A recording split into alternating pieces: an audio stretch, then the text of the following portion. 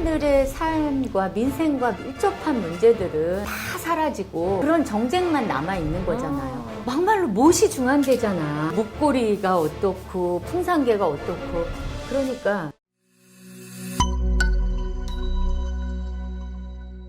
어머님 안녕하세요. 안녕하세요. 네, 제가 어머님을 꼭 한번 뵙고 싶었었거든요. 저도 오늘 대표님을 이렇게 꼭 뵙게 뵙고 되네요. 싶었어요. 네. 국민 여러분, 오늘 제가 민주당이 아니고요. 또 국민의힘도 아니고요. 여러분들이 사실 관심 가져야 될 의원님을 만나러 왔는데 직접 의원님에게 누구냐고 소개를 좀 듣겠습니다. 네, 반갑습니다. 저는 정의당 원내대표 이은주 의원입니다. 만나 뵙게 돼서 반갑습니다. 의원님 영상을 한번 켜보시죠. 네. 우리 정치를 지배하고 있는 이슈는 친일파 대 주사파입니다. 제1야당 대표가 앞장서 일본과의 군사 협력을 친일 국방이라 말씀하고 대통령이 직접 주사파 논쟁에 뛰어들었습니다. 주사파는 오직 우파 유튜버와 김문수 경제사회노동위원회 위원장 같은 집단에서만 존재하는 위협, 아니 망상일 뿐입니다. 저는 말씀을 들으면서 좀 이거에 대한 소신 발언도 우리가 좀 한번 다뤄야 되겠다 그런 생각을 좀 했거든요. 네. 그러니까 친일파와 주사파가 과연 현존하는 위협입니까? 이때 그 심정. 실제 그 양당이 적대적 공존의 정치를 끝내고 정치를 정상화시켜야 된다. 이런 절절한 마음을 담고 이야기를 했습니다. 이게 이제 같이 공감대가 진짜 중요하지 않습니까? 자, 이은주 의원님 하면 약자들을 좀 이렇게 어떻게 보면 좀 도와주고 그 약자들을 대변하는 곳이지 않겠습니까? 저는 거대 양당이 대변하지 않는 목소리, 못하는 목소리, 이 사회에 소외된 약자, 가난한 시민들, 일하는 시민들의 목소리를 정치에 반영하는 일을 그것이 곧 정치라고 생각하는 맨 앞에서 열심히 뛰고 있는 정치인 이은주입니다. 제가 이제 원내대표님에게 좀 물어본다면 이번 참사 어떻게 보십니까? 저희가 세월호 참사라는 정말 지금 생각해도 너무나 가슴 아픈 그 재난, 사회적 참사를 겪고 다시는 그런 참사가 일어나지 않도록 하겠다라고 온 국민들에게 정치가 약속을 했습니다.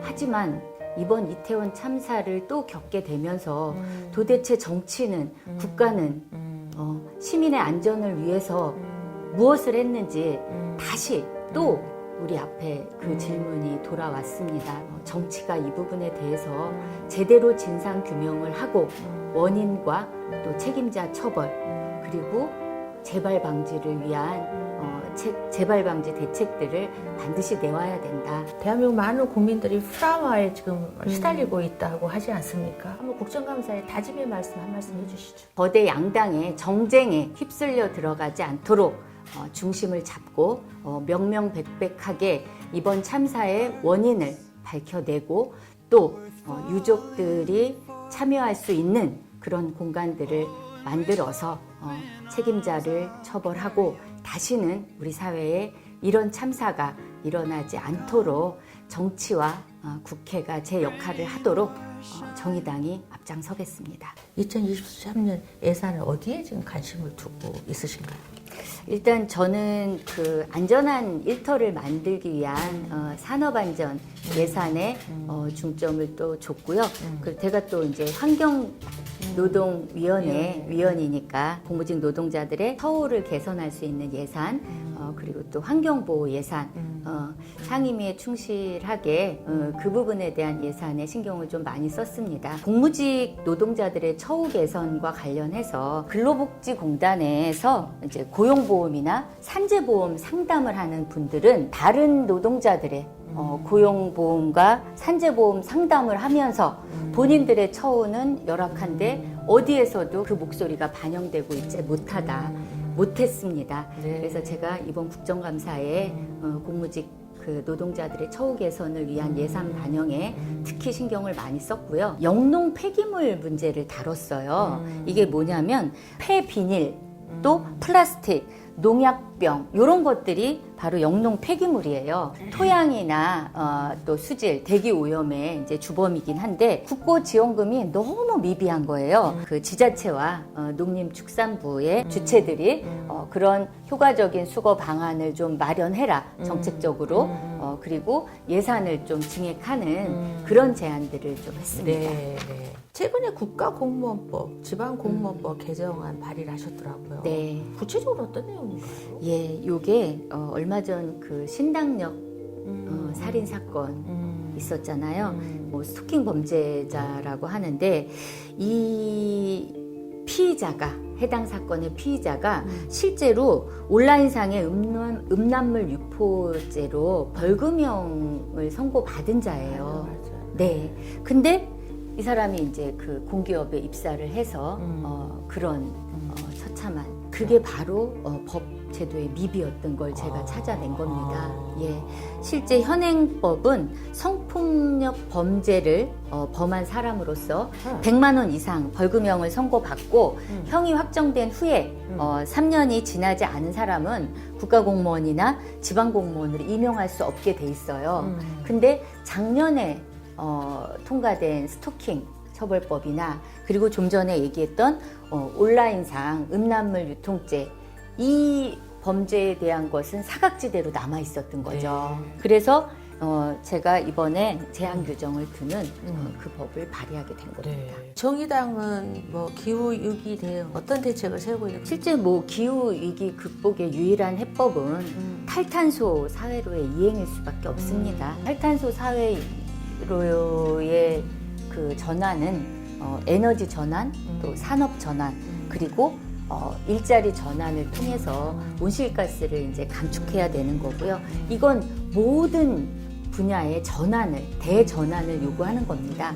그래서 우리 사회의 경제 영역에 이제 가장 큰 변화가 초래될 텐데요. 그러면 그 일을 하던 노동자들, 그리고 그 산업이 있는 지역 주민들, 이분들에 대한 뭐 선제적인 지원과 그 다음에 전환에 따른 새로운 일자리로의 교육, 뭐 이런 부분들을 국가가 책임지고 해야 되는 거고, 그래서 지금 안 그래도 환노위 제가 그 노동법안 소위인데 정의로운 전환을 위한 전환법을 지금 법안 소위에서 논의하고 있습니다. 정의당의 최우선 과제 노란봉투법 네.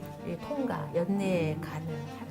대우조선 하청 노동자들이 요구했던 건 불황기에 30% 삭감시켰던 임금을 원상 회복해달라는 너무나 당연한 정당한 요구였습니다. 노조를 만들고 1년 반을 기다려서 합법적인 쟁의를 시작을 한 겁니다. 다 양보하고 원만하게 노사 합의 타결을 했습니다. 근데 마지막에 돌아온 거는 대우조선이라는 원청에서 손해배상 청구를 5명의 하청 노동자들에게 했어요. 이 노동자들 20년 숙련공인데 한 달 월급이 200만 원을 넘습니다. 이분들이 300년을 일해도 못 갚는 노동조건과 급여를 결정할 수 있는 원청은 파업 내내 뒤에 숨어 있다가 결국은 손해배상을 때릴 때 그때만 이제 나타나는 거죠. 그래서 이 노란봉투법이라는 것은 정당한 쟁행에 대해서는 노동조합이나 조합원에게 손해배상 청구를 제한하도록 하는 것. 해외가 선진 해외들은 다 그렇게 하고 있습니다. 합법적인 쟁의행위를 하도록 하는 법이기 때문에 국민의힘에서도 경총의 이익만을 대변할 것이 아니라 손배 가압류로 고통받고 있는 노동자들과 당사자들의 목소리를 듣고 지금 국회에 논의 테이블로 나와야 된다. 더 큰 당들의 흐름을 중간에서 잘 융화할 수 있는 곳이라는 것을 기억하면서 함께 실천하는 우리가 되기를 기대하면서 마무리를 하겠습니다. 수고하셨습니다. 감사합니다. 네. 정의당은 그 노동 시민의 동반자이자 가난한 시민들, 또 집 없는 서민들, 비정규직 노동자들, 그들의 이 사회에서 사라진 목소리를 대변하는 정당입니다. 저는 정의당의 원내대표로서 이 사회가 가난한 시민들과 소외된 이들의 목소리가 제대로 정치에 반영돼서 사회의 변화를 만들어낼 수 있도록 최선을 다하겠습니다.